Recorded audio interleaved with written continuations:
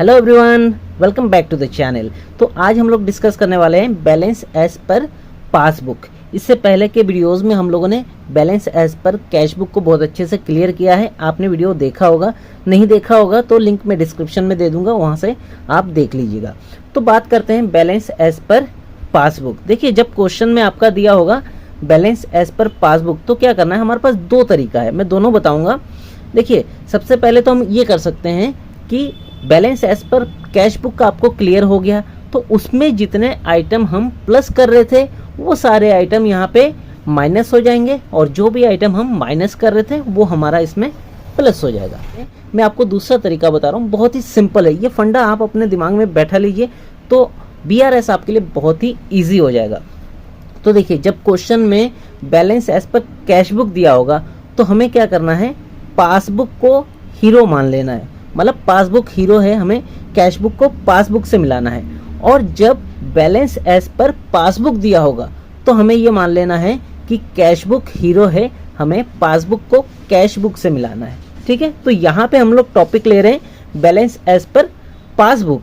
तो यहाँ पे हमें क्या माइंड में रखना है कि कैश बुक हमारा हीरो है तो हम कैश बुक के हिसाब से पासबुक को मैनेज करेंगे। ठीक है, तो चलिए देखते हैं छोटा सा क्वेश्चन जो कि NCERT का लिया है मैंने। देखिए, prepare bank reconciliation statement as on December 31st, 2017। This day the passbook of mister Himanshu showed a balance of ₹7,000। ठीक है, मिस्टर हिमांशु का बनाना है हमें और उसका बैलेंस दे रखा है, पासबुक का बैलेंस दे रखा है 7,000। क्लियर। अब इसमें क्या क्या ट्रांजेक्शन दे रखा है, देखिए, cheque of ₹1,000 directly deposited by a customer, कि एक कस्टमर है जिसने डायरेक्ट 1,000 रुपये का चेक जो है बैंक में आपके जमा कर दिया है। किसके बैंक में, हिमांशु के। ठीक है, तो इसमें हमारा क्या होगा, देखिए, कस्टमर ने डायरेक्ट जमा कर दिया है। ठीक है, तो क्या होगा, हमारा बैंक में तो पासबुक का बैलेंस बढ़ गया होगा, लेकिन यहाँ पे क्या है, हमारा कैश बुक में तो नहीं बढ़ाया होगा। तो कैश बुक में माइनस है तो यहाँ पे भी हम इसको माइनस कर देंगे। ठीक है, चलिए तो एक एक करके इसके सारे ट्रांजैक्शन हम करते हैं, तब जाके आपको अच्छे से समझ में आएगा। तो देखिए, ये मैंने फॉर्मेट पहले से बनाया हुआ है समय के बचत के लिए।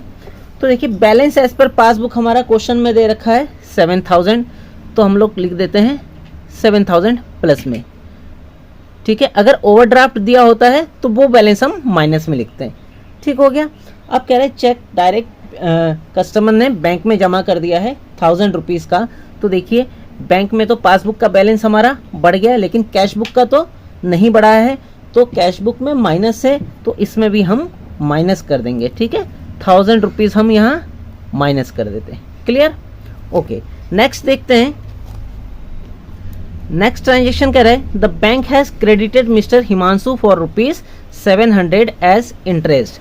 अब बैंक ने हिमांशु के अकाउंट को क्रेडिट कर दिया है 700 से। ठीक है, क्रेडिट कर दिया मतलब पासबुक का बैलेंस बढ़ गया है। अब यहाँ पे आपको ध्यान रखना है कि पासबुक का क्रेडिट बैलेंस होता है, पासबुक में क्रेडिट होता है तो बैलेंस बढ़ता है, तो प्लस हो गया है, लेकिन अभी हमारा कैश बुक में तो नहीं हुआ है। तो मैंने आपको शुरू में क्या बोला है कि पासबुक को कैश बुक के हिसाब से मैनेज करना है। तो कैश बुक में हमारा माइनस है तो इसमें भी क्या कर देंगे, माइनस कर देंगे। अमाउंट कितना है, 700 रुपये, 700। क्लियर। ओके, नेक्स्ट देखते हैं।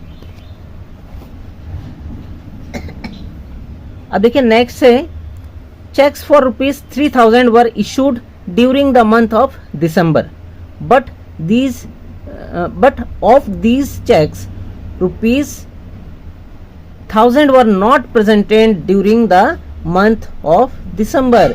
3,000 रुपये का चेक इशू किया है लेकिन जिसमें से 1,000 रुपये का चेक जो है अभी प्रेजेंट ही नहीं किया गया है। अब यहाँ पे देखिए क्या होगा भाई, 3,000 रुपये का 3,000 का चेक जब इशू किया है तो कैश बुक में तो माइनस कर लिया है, लेकिन पूरा का पूरा 3,000 माइनस कर लिया, लेकिन पासबुक में मतलब बैंक में अभी 1,000 का नहीं किया है माइनस, क्योंकि प्रेजेंट ही नहीं किया गया है।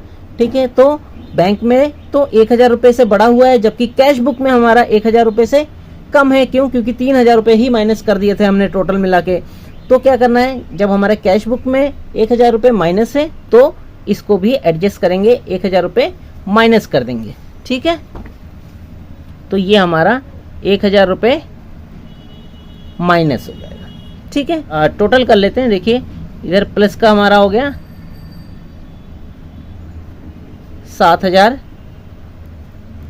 ठीक है, और माइनस का हो गया 1000, 2700।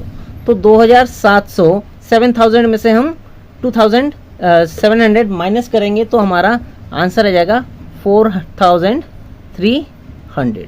ठीक है, तो ये हमारा क्या हो जाएगा, balance as per cash book. ये ध्यान रखना, ये हो जाएगा हमारा balance as per cash book, क्योंकि जब पासबुक का बैलेंस दिया होता है तो हमारा निकलता है कैश बुक का बैलेंस। बैलेंस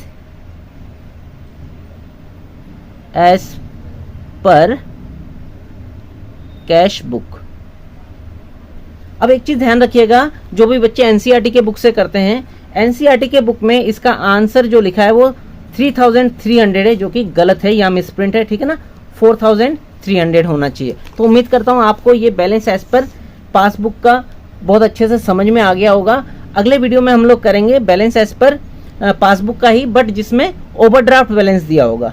ठीक है, तो अगर वीडियो अच्छा लगा, आपको समझ में आया, तो वीडियो को लाइक कर दीजिए और चैनल को सब्सक्राइब अगर अभी तक नहीं किया होगा तो सब्सक्राइब कर लेना, क्योंकि इस चैनल पे मैं 11th और 12th क्लास का अकाउंट आपको कंप्लीट बहुत ही इजी वे में करवाता हूँ।